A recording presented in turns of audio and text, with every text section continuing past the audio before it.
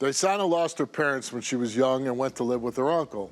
She thought she was safe with him until he began to sexually assault her. She says he started molesting her at age 9, and by age 11, he raped her.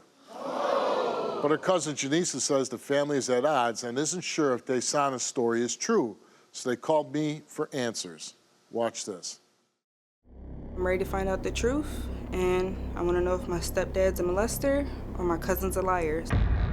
I was told that he used to touch her all the time when she was either sleeping, he used to come in the room and touch her, but nobody knows if it really happened. Like, it just don't make sense to me.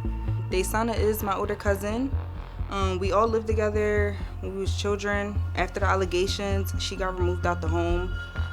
Everybody was basically like denying it, saying that Daizana was a liar and that it wasn't true. And when I got older, I'm gonna say around when I was probably like 12, 13, me and Daizana had reconnected, and it was just like the family, they kept like, oh, don't hang out with her, it's none of y'all business, or saying that it didn't happen and stuff like that. A lot of the people in the family were saying basically rumors that she was fast, that Daizana was fast, she was a whore, and some people just said that she was lying. So if it's not true, I'm going to be hurt because, you know, like, that's not something to play about or mock somebody about, you know, because people really go through stuff like that, and people got to deal with that and carry that weight on their shoulder every day.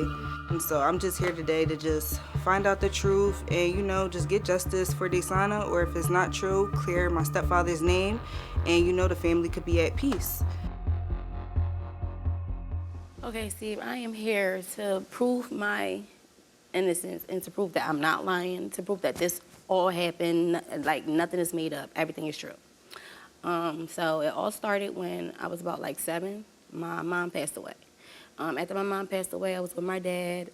My dad, he was like in the streets heavy, you know, stuff like that. So around the time I was like 9, he had to do some time in jail. So he gave parental custody to my uncle, which is his brother. He got custody of me from 9.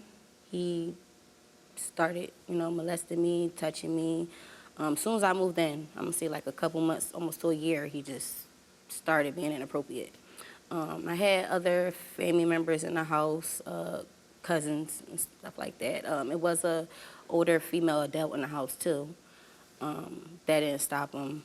He'll start touching me in the shower, in my bedroom, his room. Any given moment he has by himself with me, he'll start touching me. And that happened all the way up to the ages of 11. At 11, he actually penetrated me, took my virginity, and it was like one of the worst things that ever happened to me. When that happened, it was a night. It was real hot. It was in the summertime. He had the room that had the only AC in the house. He made us come in there and sleep in there. He had me come get in the bed with him when my cousin was asleep. And once I got in the bed with him, he removed his clothes, removed my clothes. He started dry humping me naked. After like a couple minutes of that, he basically penetrated me. And it was just a mess. It was a mess. After that, he didn't make me go lay back down. He sent me out the room to use the bathroom. I went to go use the bathroom, and in the midst of me using the bathroom, I really couldn't I couldn't even go to the bathroom. I just stood there in the hallway. Another family member was there. It was an older child. She came in the hallway. She looked at me, and she was like, "Day," and I couldn't say anything. I was bloody. It's literally running down my leg. So, in about not even 15, 20 minutes go by, the cops swarmed our house. Like, it was cops everywhere. They removed me. They took me to the hospital. They removed all the other kids in the house too. They locked him up. They gave me a rape kit,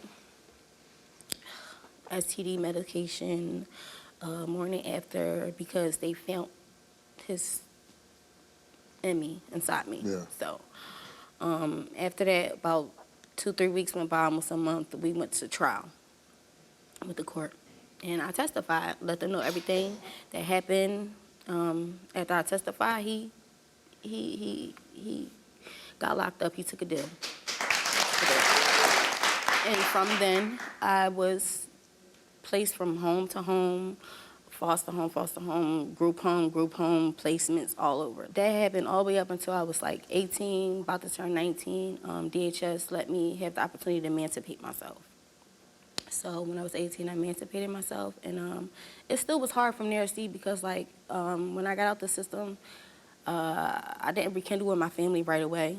You know what I mean? I waited till I was like 21, something like that, and Janisha actually, reached out to me on Facebook, and then I had another cousin reach out, and then everybody just started coming slowly but surely. I wasn't really too sure if I wanted to, rekindle or go back around because of the situation and how, sensitive it was to me. And not only that, everybody was calling me a liar. The whole family said I was lying. They said I was making it up. It was, everything was... Even though he went to jail? Even though he went to jail, Steve. But the family doesn't believe you? No, they don't believe. No, this is the thing. Now this is where it get crazy, right? Okay. So, my family, basically in my face, they say they don't believe me. They tell other family members who don't know the story that I'm lying. They don't believe me, don't believe anything I'm saying. Now, come to find out, when I get out of the placement and, rekindle with them family members, they're telling me they knew that he did that he was capable of that too. That's crazy, right? Right. They told me like, oh. So you said there was an older female in the house, right? Yes, she was there. Did she know what was going on? So now that I'm grown, she's saying like she knew he was like that and she heard some things, but when it happened, she didn't know nothing of it. She's denying it and everything. But well, I mean, when you were in bed with him, where was she? oh, she was right there. She was right there. She was right there. When he she was in bed with you. When he first actually penetrated me that night, I was in his bed. He brought me up in the bed with him. She was in the bed. She was in the bed, and how could she? She was asleep. So, and then she turned around, she looked at me, and she just rolled back over. I knew she wasn't asleep because I didn't hear her snoring, and she snores. How could you possibly not know? Yeah, so she literally looked me in my face and turned back and rolled over and didn't say anything. Didn't do anything. Nothing. Let this man rape you. When they 11-year-old girl. Basically let it happen, and then after it happened, she told the cops and everything I was lying and I made it up. It's impossible. He did that, and she was. And then I mean, the let fact them know that she was they there. did a rape kit and they found his DNA inside you, how could anybody think that you were lying? I mean, that's insane. So just imagine what I'm going through as a child, knowing that this is all true, and I'm just like, mind you, I'm split up from my family now. I can't be around them. They're treating me like I'm just like a black sheep, like an outcast. You know what I mean? Like home passes, visitations, nothing. Now, Janisha's here. What about Janisha? Okay, so she wasn't born when the situation happened, so... She wasn't born? No, she wasn't even born. So she was like, she wasn't born when he first started. But when he actually raped me, she was like 2-3 years old. Yeah. So I got removed from them, and then, like I said, she wanted to know like what happened, why I wasn't around, all that stuff. So she really, I'm gonna say that I feel like she believed me, but then again, there's something in my heart that feel like she don't. Yeah. Yeah. And one of her family members was supposed to be here today and was very adamant that this didn't happen to you. Oh but yeah, they she said they wasn't decided coming not to show up. last minute. Yeah, she decided not to come. When I hear stories like this, and from a child who was 11 years old, I think how strong you must be to survive this.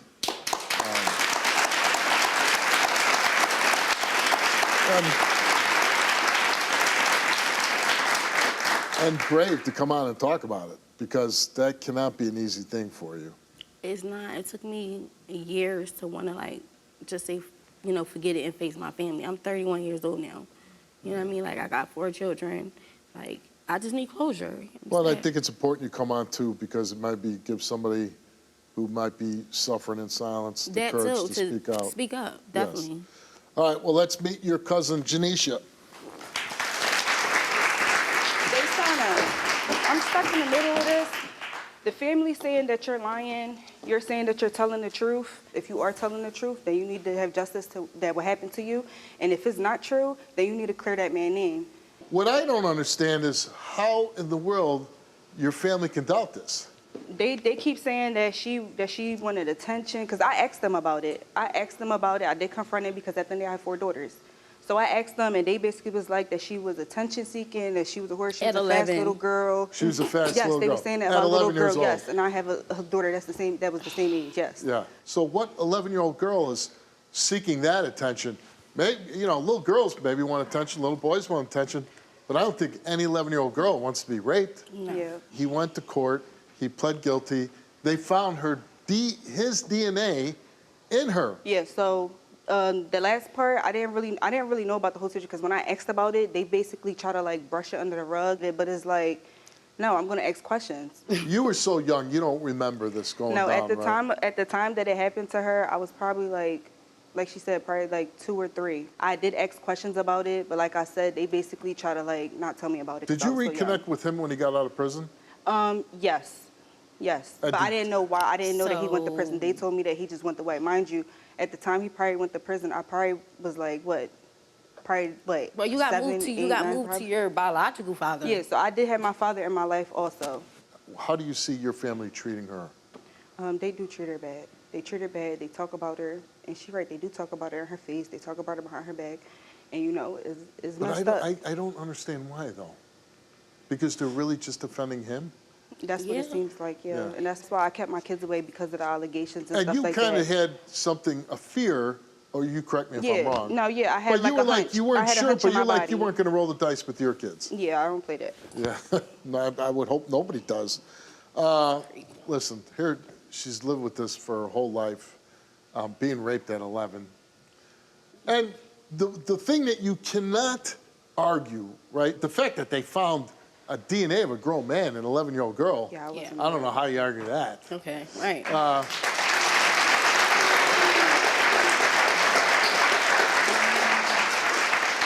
Now, she tells the story of your stepdad. There was a older female that lived in the house. She said that the female was in bed with her when she got raped. Do you believe that? I don't believe it, because that person helped raise me also, and she wasn't that type of person to me. Like, I So you didn't know don't her to think be she that type saw of person. anything?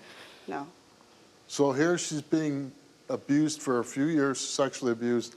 Then she gets raped, and you believe that that female had no knowledge at all? Okay. You took a lie detector test. Did your uncle sexually molest you when you were a child? You answered yes. Did your uncle have sexual intercourse with you when you were a minor? You answered yes. Did your female relative wake up and make eye contact with you while your uncle was sexually assaulting you? And you answered yes. The results came back all the same, and it came back that Daizana told the truth.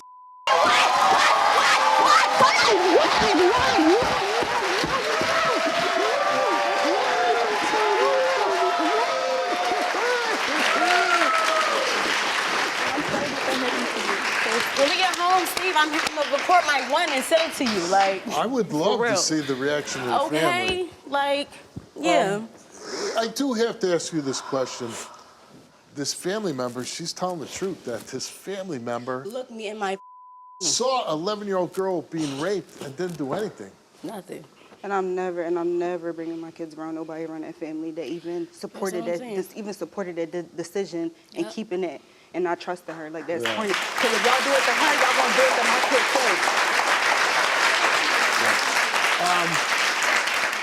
too. Listen, again, I really hope this helps you. Yeah. Because I got to imagine with sexual assault victims, it never goes away. It's somewhere inside you. But it seems like you're doing well. You're living your life. You're a mom, you know. Yep. So I hope this helped. And again, I would like to know, you'll let us know how your Yep, family reacts. I'm going to let you if know. they Thank you choose to. so much, Steve. I appreciate it. Thank you so much.